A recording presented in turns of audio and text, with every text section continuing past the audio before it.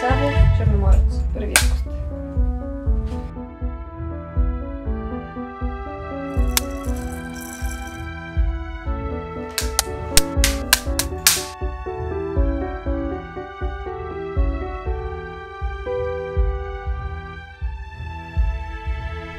Коя е България?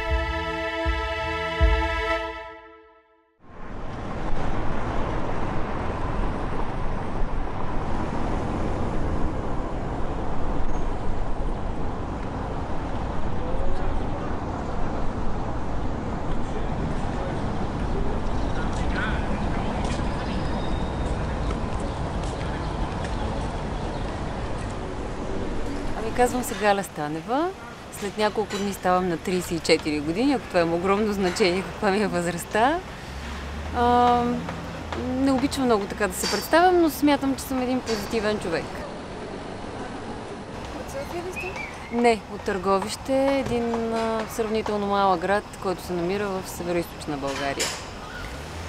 Факта, че съм дошла в София, означава, че там нещо не ми е достигало. Като начало дойдох за да уча като студентка тук, но така или иначе нямах намерение да се връщам. Просто Търговище е един много малък град, в който не ти достигат, няма къде да развиеш себе си в много отношения.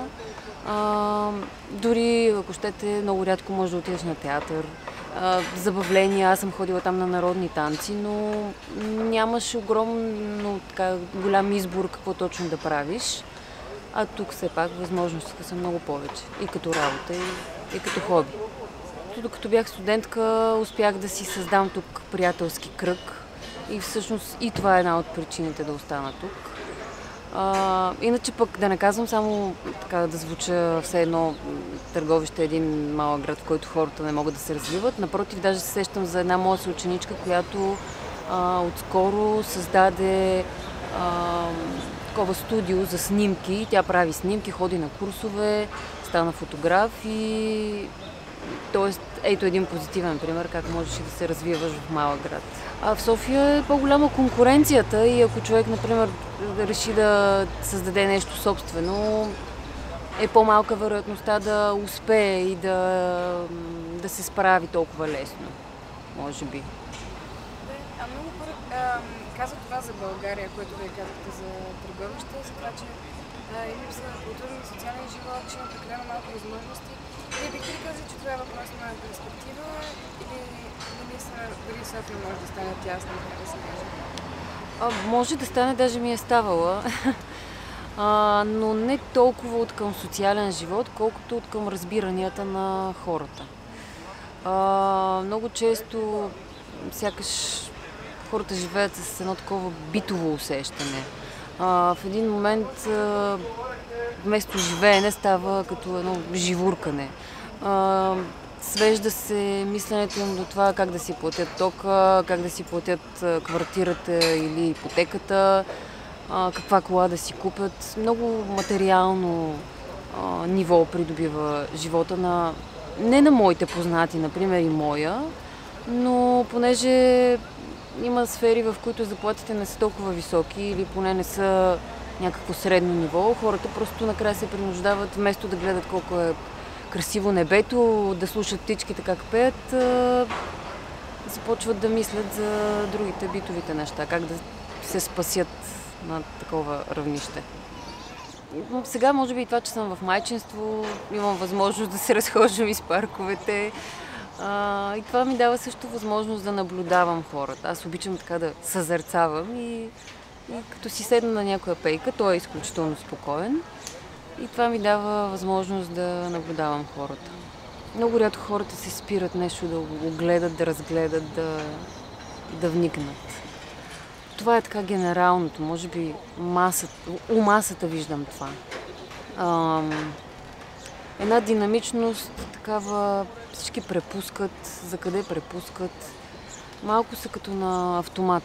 Тръгнали са за работа, изкарването на пари, това, което и преди малко казах. Най-важна е любовта, колкото и да е клише това. И аз го осъзнавам. дори на мен много приятели, например, ми помогнаха без да съм искала. Имам една бивша колежка, която ми даде толкова много дрехи, използвани от нейното момченце. Друга приятелка ми дава количка и така нататък. Тоест винаги се намират хора, които тая материалната част я покриват с добро сърце. След това ти съответно предаваш тези неща на други твои познати, може и на непознати. И това дете сутрин не се буди с въпроса: има ли пари да ми купиш пюре или нещо такова. То се усмихва и има нужда от твоята усмивка също.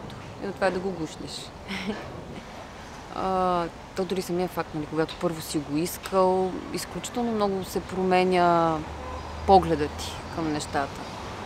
Не можеш да тръгнеш с мисълта: ох, Боже, няма да ми стигнат парите, как ще се справя. То може и да не ти стига толкова много, но ако това е акцента в мисленето ти, няма как според мен да отгледаш с любов детето. По-скоро трябва да мислиш някакси по-дълбоко. България се променя. Това, което е била преди 10 години, например, не е същата вероятно сега, но пак ще засегна темата с мисленето на хората. Има теми, в които мозъците ни сякаш генерално са в някакъв застой и винаги тръгваме с не. Надявам се, че синът ми ще израсне в една България, която е по-осъзната и по-толерантна във всякакъв аспект, по-приемаща, по-цветна.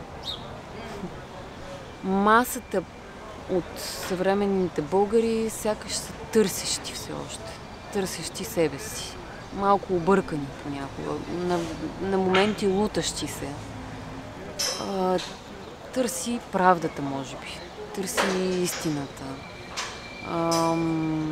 Защото и сега в момента и политическата обстановка е такава, че непрекъснато ни се представят всеки ден някакви нови събития, които просто аз на моменти се удрям по челото и си казвам: не, това не може да е истина, това е някакъв страшен виц. Хора, уличени в корупция, махат ги от един пост, вземат друг пост. Такива нелепици и хората са недоволни от това. Търсят доверието, а не могат да го открият. Надявам се, че, например, на предстоящите избори ще дадат своя вод за нещо, което е различно и в което има повече надежда. Във всякакъв аспект ние сме малко такива закостенели в някакви вярвания, в едни традиции, които държим си там на тях, пък тия традиции дали не трябва нещо да се поразчупят с времето. Булката се краде, дават се пари. Нали? Това все едно жената е някакво такова ниско същество, което трябва да бъде откраднато. Дори символично, просто друго се сещам за... Не знам дали все още се прави тази традиция. Тричането на кучетата. Не знам точно на какъв празник се прави това нещо, но се завръзват кучетата и се хвърлят в някакви реки. Ето, това е традиция, не знам с каква цел. А също така другото, което колене на животни за някакъв празник. И това е все едно сме в 5 век. Трябва да придадеш някаква жертва животно, да го убиеш и какво за здраве. И България е моят дом. Въпреки минусите, които има, все пак тук съм родена. Макар че не съм чак такава родолюбка и патриот да се бия в гърдите и, нали, да казвам българ. Смятам, че човек трябва да бъде себе си и да избере родината си, независимо от териториалните граници, в които е роден. Ако аз се чувствам утре по-добре във Франция, може и тя да стане моят дом. Аз няма да отрека, че съм българка, но не държа на всяка цена да остана тук и да живея тук, защото съм родена тук. Възможност конкретна, не съм имала, например, предложения за работа или нещо такова, но много съм мислила, продължавам да мисля, най-вече заради него, защото ако има неща, с които той ще се сблъсква и ще му е трудно. Предпочитам да отидем в държава, в която на него би му било по-лесно и би се срещнал с по-усмихнати хора и разсъблечени от битовизма. И тогава бих се пробвала, даже конкретно си мисля за Берлин, например. Може би било по-трудно след 5 години, когато аз съм почти на 40, с намирането на работа за мен, но въпреки всичко не е невъзможно, така че... Какво мислите, че кое е първото нещо, което ви изниква, с което не искате той да се сблъска? Омраза и агресия. Аз покрай моята работа от време на време така чета за пребити деца, дали едно друго се пребили, дали някой родител ги пребил. Абсурдни случаи. Но това е нещо, което въобще не разбирам, не мога да го проумея. И по никакъв начин не искам той да се сблъска с това нещо. Да работиш в медия, да се сблъскваш точно с такъв тип новини по цял ден е изключително натоварващо. И всъщност, както съм в майчинство, виждам как мозъка ми си почива. И успях да махна един тон точно такива мисли и затова малко създаваш си някакъв страх, да не се случи това, да не стане някой атентат. Тези неща вече си почивам от тях като мисъл. Така че да, по този начин ми е повлияла работата. Негативните новини се четат и се гледат повече, поне така това е едната гледна точка. Според мен масата е склонна да прочете и да гледа това, което й представиш. Тоест, ако й представиш много позитивизъм, може би и това ще се гледа и това ще има рейтинг. Самите медии носим вината за това да не се чуват толкова често. А щастлив ли според вас българина? Опитва се. Иска му се, но сякаш на моменти драпа в някаква яма и се чуди как да изплува и някой уж му подава ръка, ама той не му подава всъщност ръка. Имаше, наскоро гледах една картинка във Фейсбук, как трябва да внимаваш на кого се доверяваш и на кого позволяваш да ти помага. И картинката беше как един човек е долу точно в някакъв ров. Надигнал е ръката си, отгоре има един друг човек, който му подава ръка и все едно ще му помага да го издърпа, обаче не се достигат двете ръце и зад този човек, който е горе, има една стълба. Тоест той може да използва стълбата, но не го прави, защото всъщност не мисли доброто на този човек, който е вътре. Да, точно така.